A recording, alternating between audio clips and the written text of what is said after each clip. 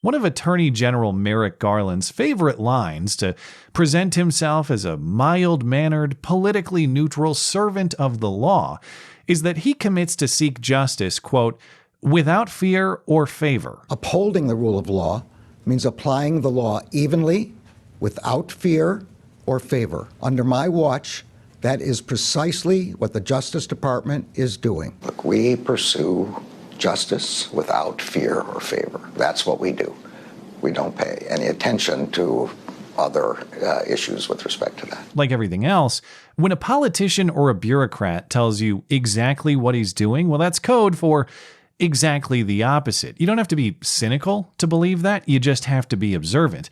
Fear and favor are pillars of this Justice Department, whether they're intimidating parents from protesting at school board meetings or coordinating with social media to control the narrative, or, as in this case, just perfecting the old classic of kicking down doors and pointing guns at people accused of minor crimes plainly undeserving of any such treatment. And I'd like to be more generous in characterizing this event, but now that it's concluded, there's just no other way to explain it. This is a Justice Department where politically motivated fear and favor are tactical priorities, not injustices to avoid. If you're on the politically nice list, almost all can be forgiven. If you're on the politically naughty list, well then, what would otherwise be lame by bar fight standards is somehow cause to send armed feds to your house. Recall the story of Mark Houck, a Catholic pro-life activist in Philadelphia who stood outside of Planned Parenthood every Wednesday handing pamphlets to women arriving and leaving and urging them to consider protecting the lives of their children, what he describes as street counseling. Mark had apparently done this weekly for a long time, never having any major problem arise because he's just a guy exercising his First Amendment rights on a public sidewalk, until one particular Wednesday in October 2021, when we were supposed to believe that Mark just suddenly became uncontrollably violent and attacked a Planned Parenthood volunteer. That was the accusation, not just that Mark became violently enraged, but worse still, he was violently aggressive with an elderly man. Mark used his size and his youth to shove a 72-year-old grandfather because the clinic provides services Mark opposes, said a federal prosecutor at trial during closing arguments on Friday. Because yes, this was not just a shove, according to the Justice Department's fear and favor-free assessment. This was a shove so severe, it was a matter for federal intervention because of exclusively political considerations, no matter what Merrick Garland denies. And the jury saw right through that preposterous exaggeration. After only an hour's deliberation on Monday, the jury acquitted Mark on a charge of violating the FACE Act, a federal law that makes it a federal crime to injure, intimidate, or interfere with anyone providing or receiving abortion services. Reportedly, the government's case was so laughable that there was snickering and eye-rolling in the courtroom to the point that the judge had to intervene. Yes, many of these attendees were supporters of Mark's, but the jury's quick decision is confirmation that there simply was no case. Of course, Mark was, characteristically, violently enraged outside of the federal courthouse after his acquittal. I'm just so grateful for the men that he surrounded me. Thomas More Society, the best lawyer in the city of Philadelphia, my family. I'm George Bailey today. Why the Justice Department brought Mark to federal court isn't the only nonsense, however. We'll get to the full silliness of the charges in a moment, but if you remember how they brought him to court is actually much worse. In September last year, almost a year after the great Grandpa Shove incident, Mark's home was raided by around 25 armed FBI agents. This after Mark had received a notice in April that he was under grand jury investigation. Mark's legal team responded to that notice saying they would voluntarily comply with any court summons, but the Justice Department didn't care. They didn't want the compliance without the scene. They wanted the scene. The show must go on. And so it did. Without any further communication after Mark's lawyers notified the Justice Department they would comply, FBI agents armed with assault weapons that have no common sense purpose in society other than government intimidation, of course, banged on the door entered the home and demanded Mark's surrender that he already offered. And this, of course, was a rather frightening experience for Mark's family. Mark says, "Please, I have 7 babies in the house." Immediately, there's guns pointed at him, a gun pointed at me on the staircase. It was terrifying. The children are screaming and crying. You just figure like one move from a 4-year-old and something tragic could have happened. Clearly, Mark's wife must be mistaken, though. As we were told, there was no fear at all, or favor for that matter, in treating justice for a minor street scuffle like it's SEAL Team 6 confronting bin Laden. And saying minor street scuffle might itself be an exaggeration, actually. A raid like this in response to a major crime could be tactically questionable.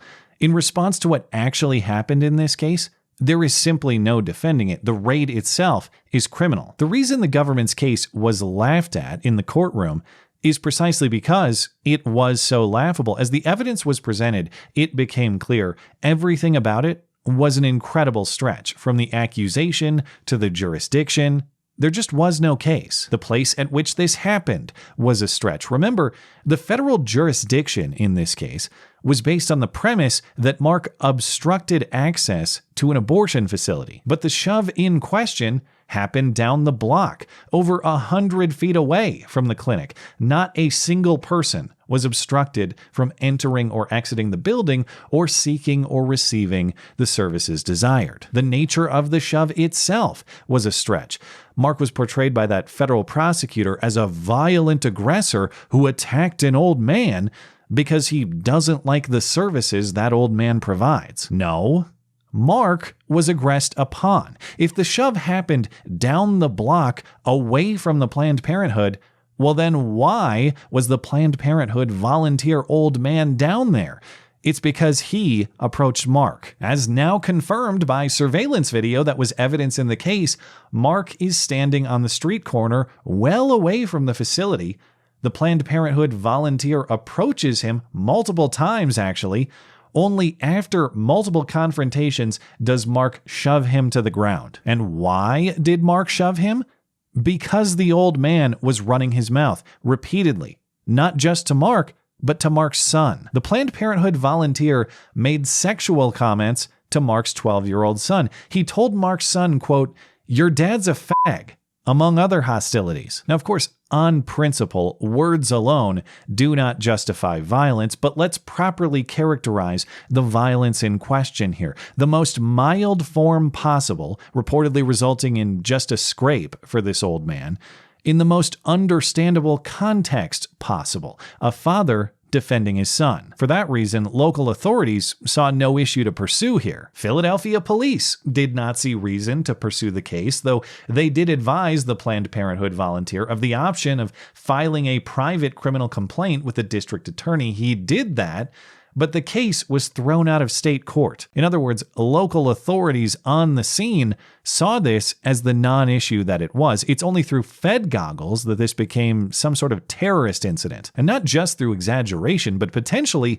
through evidence tampering too. Notably, the footage of the incident that Planned Parenthood sent to the FBI was brief and likely edited. It's under 2 minutes of video, omitting portions of a prior encounter between Mark and the old man volunteer that would have helped contextualize the second shoving incident. The head of this Planned Parenthood security was questioned about whether he deleted exonerating footage. He apparently balked, saying the first incident hadn't been caught on camera for reasons unexplained. Yeah, only the footage that presents our case in our preferred way survived the great video camera fire that never happened. I'm sure we are not seeing exactly what they don't want us to. Combine all of these factors, and this case simply is not a federal issue, not just constitutionally in that the federal government has no authority to police a dispute on a street corner in general, but statutorily in that the events of this incident do not fit within the constraints of the law in question. This case involved no patient or care provider. It did not happen on provider property or even close to it. Therefore, there goes the federal jurisdiction. And when the facts do not fit the law, I am left to conclude that Merrick Garland and company are stretching the facts to make the law fit their politics, no matter what they promise otherwise. Further evidence of that theory is the rapid increase in prosecutions of this theme. FACE Act prosecutions like this one, prosecutions for allegedly interfering with abortion clinics, happened 26 times last year, compared to only 4 in 2021. And the federal government says, well, that's because there have been so many more attacks on abortion clinics after the Supreme Court overturned Roe versus Wade. First of all, I'm skeptical that pro-life people are celebrating a pro-life legal win with violent attacks. But even if I grant that bizarre premise, it ignores attacks of equal significance from the other side. In fact, the link to the evidence in support of this claim that the Philadelphia Inquirer's reporting provides is the congressional testimony of FBI Director Christopher Wray, who does not say that attacks are on the rise against abortion clinics or pro-choice facilities specifically. He says there has been, quote, a general intensification of violence across the issue, meaning attacks against pro-lifers are comparably significant. According to some accounting, there were over 100 attacks on pro-life crisis pregnancy centers, organizations, and churches in 2022. Crimes ranging from vandalism to assault. The DOJ has investigated some, but has yet to announce any charges in these cases, without fear or favor or otherwise. The explanation the Justice Department or their defenders may cite is, well, yeah, but these aren't medical facilities in the same way that abortion clinics are. The reason the DOJ isn't pursuing these cases is because they don't have a legal basis to. The law in question protects facilities that provide reproductive health services. So simply being a pro-life political organization does not qualify. And that may explain away some of the examples on this list, but it doesn't explain them all. These crisis pregnancy centers are in fact providing reproductive medical services, testing and treatment, counseling and advising, the same sort of services Planned Parenthood provides, just aimed in a different direction. And yet, the cases of these facilities being attacked do not receive similar Justice Department intervention. So I'll believe this without fear or favor propaganda when I start seeing the federal government applying the fear to the other side of this debate. Until then, the only explanation I have is favor. And I know that's not necessarily a shocking conclusion, but then again, neither is getting pushed if you walk up to a family and call the dad a fag. In that case, be thankful for just a scrape to remind you of certain consequences, instead of your wrinkly face getting turned inside out. I hate to keep learning these basic lessons the hard way, but in this context, as in all others, it appears we have a culture that insists upon it. Talk shit and find out?